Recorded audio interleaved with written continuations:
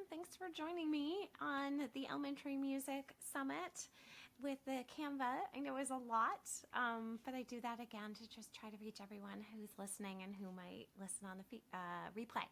But I did want to add this little tip because I saw it in a lot in the comments, and I think this is a good one. So here's another tip for Canva.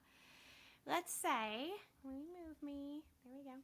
Let's say you want to use a video, and what Canva can't seem to do is what Google Slides can, is Google Slides can start it at a certain point and stop it at a certain point. So you can start it at a certain point if you, let's say, go right here, this is my rhythm play along, and you control or right click depending on your device. I'm going to control click.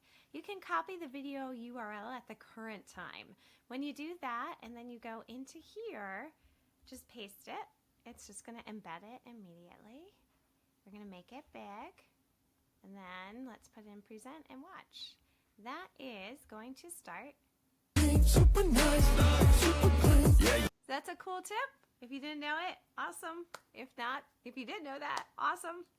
But that's a cool little tip. And join me tomorrow where we are going to be doing Music First Elementary at 4 o'clock Eastern Standard Time. So hope to see you there.